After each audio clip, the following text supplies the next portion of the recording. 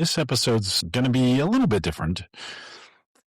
About 30 years ago, tomorrow, my brothers and my dad and my family sat around my mom in her bedroom in Albuquerque, New Mexico, and we watched as she took her last breath. There was a hospice nurse there who kind of warned us that there were times when they would stop breathing for a while and then start again, and that was just part of the normal process. These hospice people, man, they're special people. This is what they do for a living. They guide people through that door, and they have two clients in that sense. They have the client, the person who's dying, and they have the family, and they're indispensable for both, at least in my experience. About a week earlier, I had come home from work when I'd walked into the house, and there was a hospice nurse in there that I didn't recognize. And I introduced myself to her. This was common. We had a lot of different hospice nurses, and this gal, I introduced myself to her. She was in the kitchen, and she'd just gotten done tending to my mom, who was in her bedroom. And she introduced herself to me, and I introduced myself to her. And she said, I just got finished tending to your mom. And my mom didn't recognize her, right? She was new. And my mom woke up while she was being tended to, and she looked and saw this new hospice nurse who was backlit by the sun. And she woke up and she said, "Are you an angel?" And the hospice nurse relayed that story to me and said, "Wouldn't that have been a beautiful time for her to..." And I was so mad. I don't remember how I responded. I probably just looked at her incredulously or something. But I thought, no, there's no beautiful time for her to go. I was still fighting it. But a switch flipped for me at that time, and I realized that this was inevitable, and I could fight it and make it worse, or I could try and make it as wonderful as I could. And there was no real moment. We were all there, and the hospice nurse, by the way, was instrumental in that. She made it clear that we're getting there. And she gathered us all around. I think you hear these stories about, there's this moment on death and you almost feel a soul leave the body and those sorts of things. None of that stuff happened for us. There was just this slow kind of realization that this thing that we had been living with, this fear, this inevitable train coming down on us, was here. It was finally happening. About 6 weeks or 2 months, something like that earlier, my mom was confined to her bed. And I think I had just had enough. And I left. I had a friend who was coming through town, and he was to Los Angeles, and we spent 3 weeks driving to California. We went up to Yosemite. I was a rock climber back then. And we climbed. And as I was telling everybody that this was my plan, nobody was willing to say it, but everybody thought it, which was that, what if she dies while you're gone? You're planning to be gone for 3 weeks, and she's confined to her bed. What if she dies? And somehow I felt like I knew that couldn't happen, and it didn't. I can't imagine what I would have felt about that decision. It worked out okay, but it was the wrong call. But when we went in to say goodbye, my friend who, my mom had been a big part of his life too. We were saying goodbye, and my friend said, "I'll see you later." And my mom said, I hope not." She was funny. I was really awful to her sometime in those last months. I was so mad. I was so angry, and I blamed her, right? I blamed her for leaving us.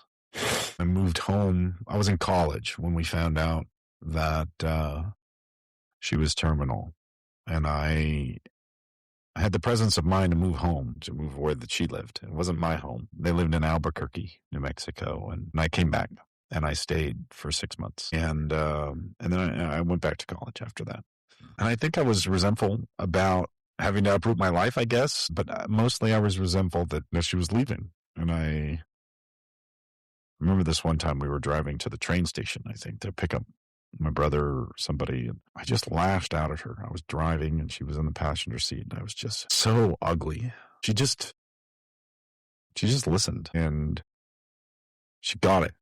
Like she reached over and she forgave me. Yeah, it's been 30 years. I feel shame about that to this day, about the way that I treated her. I wish I could do that over again. She left us these tapes, audio tapes, right? And she went away for about a week and recorded messages to all of us. I listened to mine recently. I still have it. I listened to it a couple months ago, and I was struck by how human she was. In my memory, she has become this mythological figure. She's like Athena. And listening to that tape and listening to her voice and listening to the kinds of stuff that the kinds of wisdom that she felt was important to impart to me brought me back and made me realize that she was a real person, right? And she was human in the way that we all were. Because she's been gone all this time, she's been mythologized in my head as this ideal, perfect person, and she wasn't that.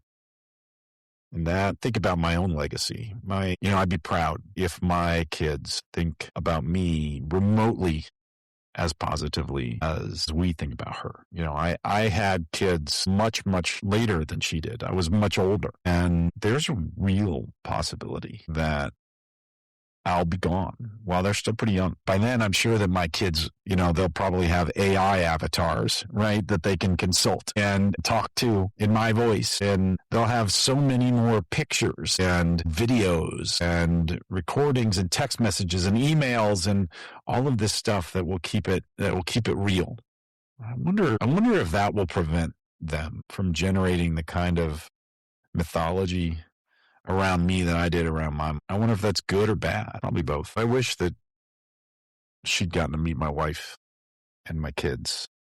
Man, she would have loved my kids. They would have loved her. We talk about it a lot. They ask me about her. I tell her whatever I can, whatever. They get to experience her a little bit. I hope that I'm around to be able to meet my kids' spouses and my kids' kids. I grieve sometimes that I might not be around for that. And think about that a lot. I think about how long I waited to have my own kids. And on one part of it, I'm glad I did that. I was wiser. I was wealthier. I had more resources, I had more time. I had more money. I had more strength and flexibility. But the cost of that is everything that I'm going to miss in their lives. And the more I realize, the more I think about that, the more I see how capable they're becoming as they grow older. The more enjoyment I get out of watching them navigate the world. I feel like the older your kids are, the better they are, the better your relationship with them. I have friends for whom that's not true.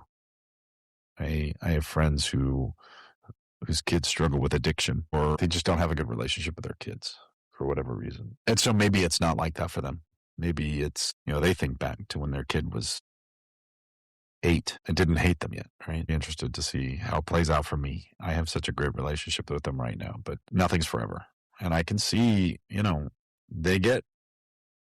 right now they want closeness. Right now they want connection, but soon they'll want independence. So if I'm not ready for that, or if they're not ready for that, then I think it could get ugly. She would have loved them. My mom would have loved my kids. But here we are, 30 years later, and it still feels as raw and as painful as it did back then, but it's not. Like, I get to choose now whether I want to feel that way. And I didn't back then. It was imposed upon me. But sometimes it gets imposed upon me in ways that I don't recognize consciously. And that happens a lot. Around this time of year, I struggle. I struggle with... And I don't even recognize. I just feel, man, life is really, really hard right now. And then I realize what time of year it is. And it just bubbles up in these unconscious ways. And that's part of it. And it's, for a long time, I didn't understand that connection. And now I do. And so now I can see it happening. And it allows me to control how I decide to engage with that. But I hope that, I love you, Mom. I miss you. And I hope that I honor you in this work and in all the other work that I do, and in my relationship with my own kids, that you were a great parent.